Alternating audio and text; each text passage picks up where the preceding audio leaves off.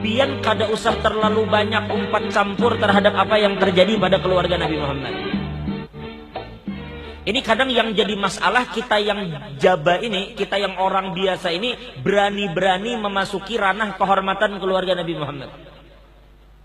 Jangankan kita yang jaba yang kada diisi apa-apa, pernah suatu hari ada pertanyaan kepada seorang ulama, itu diriwayatkan oleh Habib Zain bin Semit dalam Manhajus Sawi. Mana mulianya antara orang alim tapi biasa, orang kayak kita nih, nang kada tahu juga keturunan siapa.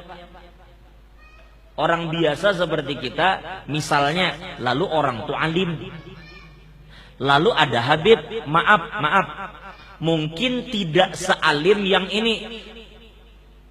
Secara zahir, tampaknya yang ini alim benar, si kiai ini alim.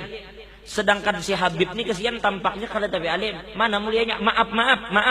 Bahkan si Habib ini dilihat tampaknya tuh model kayak kada waras. Sedangkan ini alim, banyak memiliki pengikut, banyak memiliki jamaah, banyak memiliki pondok dan segala macam.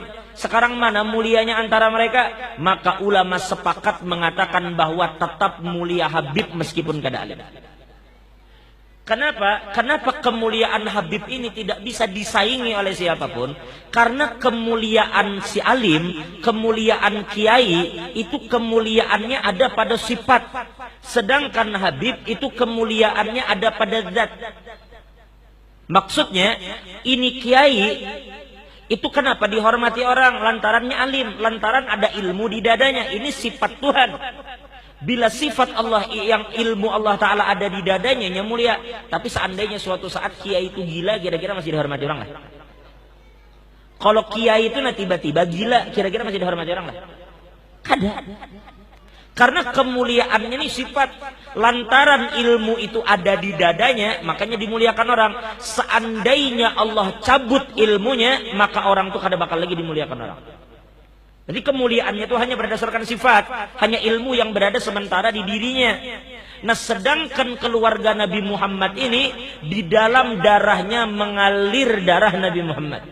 Zat, inya alimkah, kada alimkah, kelakuannya A kah, B kah, inya waras kah, maaf dalam tanda kutip gila kah, tetap di dalam tubuhnya mengalir darah Nabi Muhammad SAW.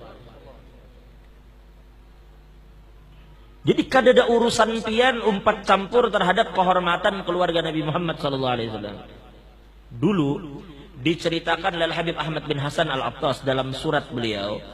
Al-Habib Ahmad bin Hasan pernah bercerita dulu. Ini bahasa Habib Ahmad bin Hasan. Wa takhallaqa ba'du ali baitin nabi bi akhlaqin damim. Bi akhlaqin damim. Ada sebagian keluarga Nabi dulu yang mungkin inya berakhlak kurang bagus. Entah apakah yang mereka lakukan, walhasil akhlaknya kurang bagus. Lalu tiba-tiba ada seorang kiai, ada orang alim yang ma'iktirat. Sampai tidak sadar terucap, "Kenapa itu jar Habib itu jar?" Pokoknya mengucapkan sesuatu seakan-akan kenapa jadi Habib tuh kelakuannya kayak itu? Kenapa Habib tuh adabnya begitu? Kenapa Habib sifatnya kok begitu? Tingkah lakunya kok begitu? Sampai mulutnya terlalu lancang membicarakan tentang akhlak para Habib. Padahal si kiai ini, si ulama ini, itu sebelumnya Allah berikan karunia sering bermimpi bertemu Nabi Muhammad dalam mimpinya. Tapi begitu mulutnya lancang membicarakan akhlak keluarga Nabi, maka sejak saat itunya kada pernah lagi melihat Nabi Muhammad dalam mimpinya. Lalu tiba-tiba beberapa waktu kemudian inya melihat lagi Nabi Muhammad, tetapi Nabi berpaling darinya. Nabi kada mau lagi melihat kayaknya. Lalu inya bertanya, "Ada apa ya Rasulullah? Kok pian jadi kada heran-heran lagi, tidak peduli lagi dengan ulun?" Lalu dijawab oleh Nabi Muhammad, "Adzaita waladi," ujar Nabi, "engkau telah menyakiti anakku." Mulut ikam terlalu lancang membicarakan kehormatan keluargaku. Lalu dijawab oleh kiai tadi, oleh si ulama tadi.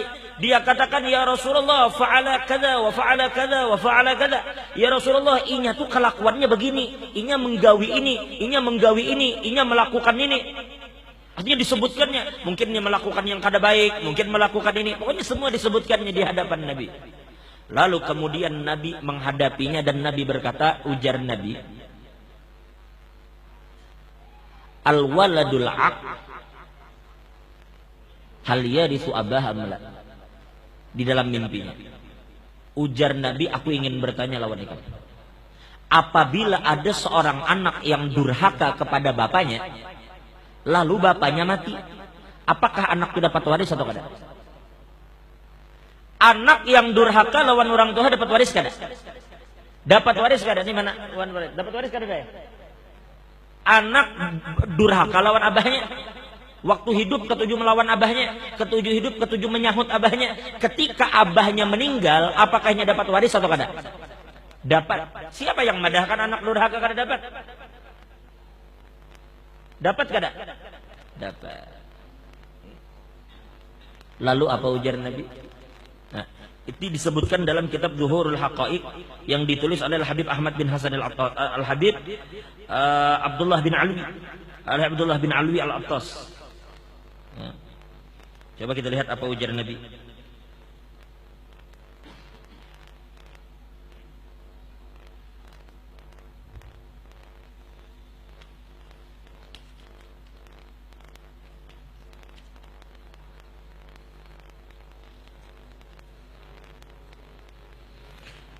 Ulun ulang sekali lagi. Ujarnya, ya Rasulullah, orang ini kelakuannya begini-begini si Habib nih. Karena melakukan ini, karena sifatnya begini, karena akhlaknya begini. Seakan-akan menceritakan nih, ya Rasulullah, anak pian ini kelakuannya kada baik. Ini ya Rasulullah, ini mengerjakan sesuatu yang kada bagus. Itu dibahasnya di hadapan Nabi. Lalu apa jawaban Nabi? Ujar Nabi, bila anak itu durhaka, kira-kira anak itu mewaris orang tuanya atau kada? Lalu si laki tadi menjawab, mewaris ya Rasulullah. Maka kemudian Nabi mengatakan, hadza waladi wa adabuhu alaih. Ujar Nabi, ini kakanak ini jangan Nabi anakku, dan urusan adabnya itu adalah urusanku, jangan Nabi, bukan urusan nikah. Ini anakku, ujar Nabi. Kan Nabi kamu umpat campur urusanku. Masalah adabnya begini, masalah akhlaknya begini, itu urusanku, ujar Nabi, bukan urusan nikah. Paham lah? Sedurhaka-durhakanya anak lawan orang tua, tetap kedurhakaan itu kada akan menghalangi warisan dari orang tuanya. Ini keluarga Nabi Muhammad. Nah, sampai suatu saat, sampai suatu waktu, masalah akhlak mereka itu urusan Nabi Sallallahu Alaihi Wasallam. Jangan main-main dengan kehormatan keluarga Nabi Sallallahu Alaihi Wasallam.